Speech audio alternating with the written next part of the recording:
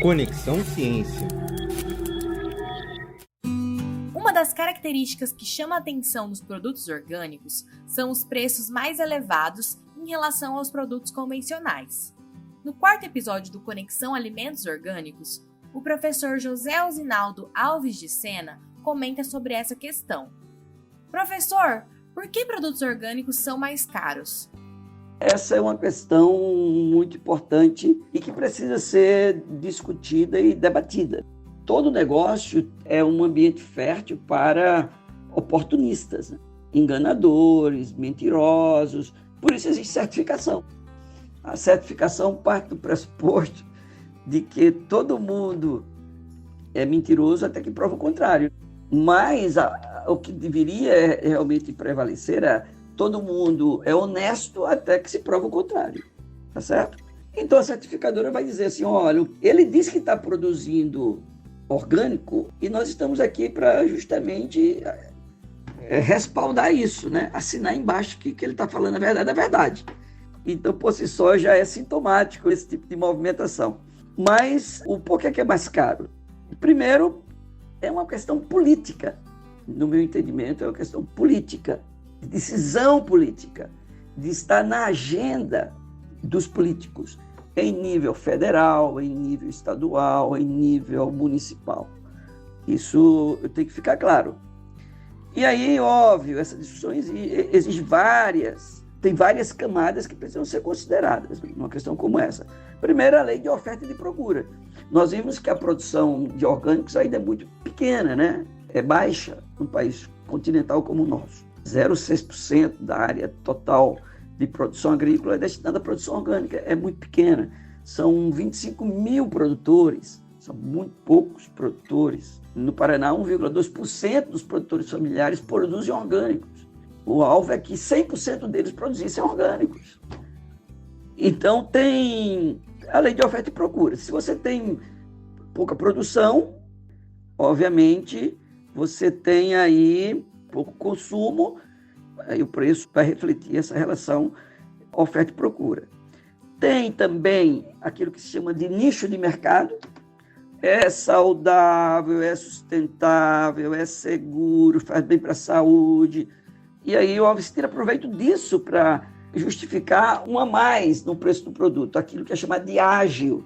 O ágil é um a mais, ou seja, um pé de alface custa R$1 produzido convencionalmente, com agrotóxicos, com tudo aquilo que nós já comentamos. Um pé de alface orgânico vai custar R$1,50. Então tem um ágil por ser orgânico.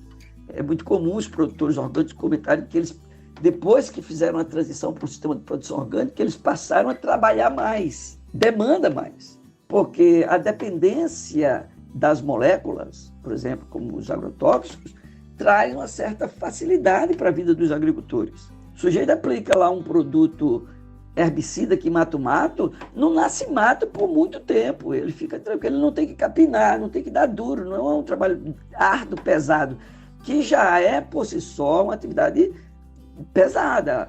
A atividade agrícola, agropecuária, é uma atividade intensa, pesada, né? E, obviamente, a molécula cria esse tipo de dependência, a lei do menor esforço, menos energia, menos calos nas mãos. Então, tem essa coisa. O doutor também diz, olha, eu estou trabalhando mais, mas também tem essa questão do nicho de mercado. É orgânico e é bom para a saúde, não adoece. No contexto de países de doentes, isso é um apelo importante para quem pensa dessa forma. E aí também tem, por parte dos agricultores, uma espécie de ganho secundário. É tudo aquilo que eu já comentei, uma espécie de ganho secundário. Ele trabalha mais, ele está produzindo algo que é saudável, não é? A nossa experiência com isso, e nós fizemos isso, por exemplo, com algumas culturas, é que um agricultor pode produzir no modelo de produção orgânica e praticar o mesmo preço de um produto convencional. Ele ainda tem lucro. Isso não é a regra geral, né? Nós fizemos esse tipo de estudo mais recentemente com a cultura do maracujá.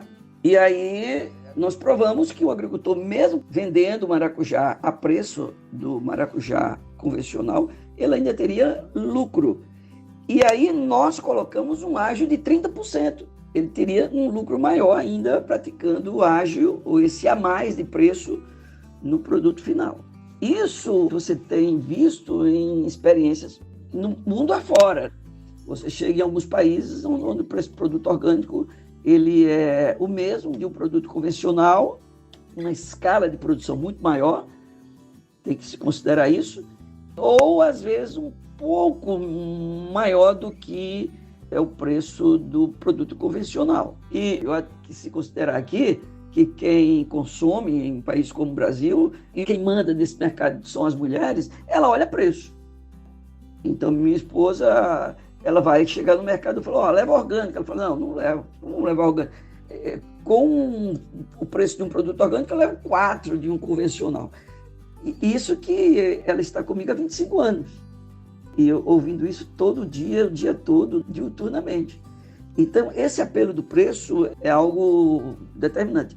E há que se considerar aqui uma discussão que nós podemos falar mais na frente, que é a necessidade da democratização do alimento orgânico, do alimento saudável. Então, tem questões assim.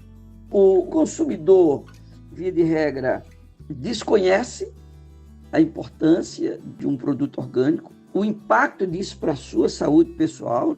Então, ele desconhece o modelo de produção, o consumidor muitas vezes é pouco crítico e pouco consciente, precisa ser formado, de certa forma, aí, educado, conscientizado.